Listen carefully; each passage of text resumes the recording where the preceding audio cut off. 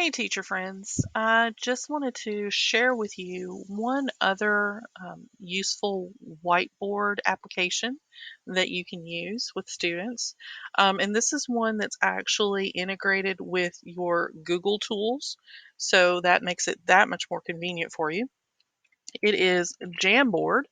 You just type in jamboard.google.com and that will take you to your Google Jamboard. Now you can see that I've used Jamboard just a little bit, so I have a few jams that are already saved here.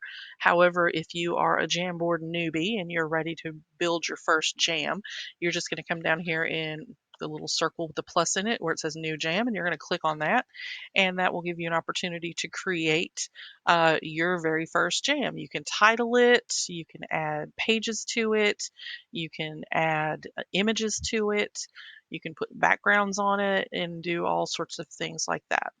Now, one of the reasons why you might choose to use Jamboard as opposed to another whiteboard application would be if you wanted to be able to work collaboratively, or you wanted your students to be able to work collaboratively with one another. I know in the near future we're not going to be really working very close to one another, so this might give your students an opportunity to work together without actually being physically close to one another. It's also something that you can work on across miles and miles of distance if you need to. Now I'm going to go back to my jams that I already had created. Um, and basically what happens here is you will share your jams with whomever you want uh, to be using them.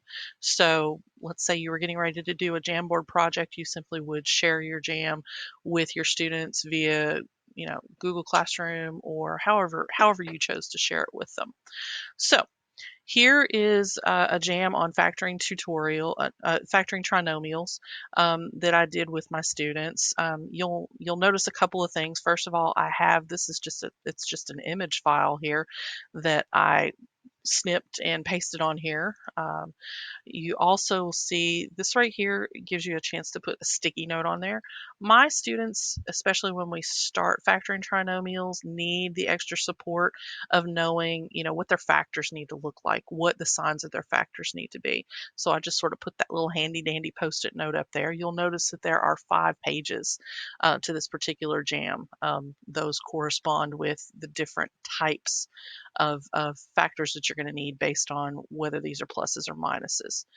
So you'll see right now there are 2 people who are signed into this particular jam, me as a teacher, and then this is my actual home Google, Gmail, whatever account. So I have my Gmail account popped up on my phone. You just see I just touched it, so I just popped up on the screen there. So that's what I'm going to be using. Obviously using my phone because there's a touch screen on my phone. This might be the way that your students might interact with this as well if you're using it as a touch screen, or if you need it to be a touch screen or something that they can write on.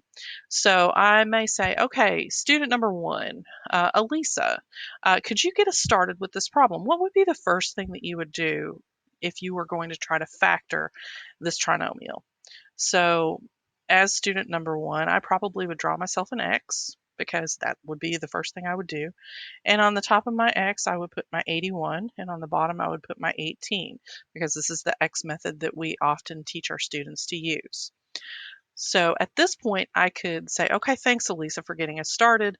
Could the next student please share with us what you think you would do next?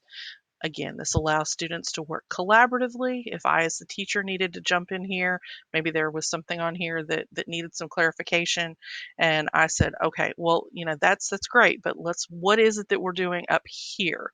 Well, we're multiplying up here, so we need to make sure that we know that, hey, we're multiplying to get this number up here, and down here we're adding to get this number. So if there's some extra things that I need to throw in there as clarification or to sort of help the students along, I can do that as well. So just another tool that you can use as a whiteboard if you need to work collaboratively, or if you need your students to work collaboratively. Hope you enjoyed.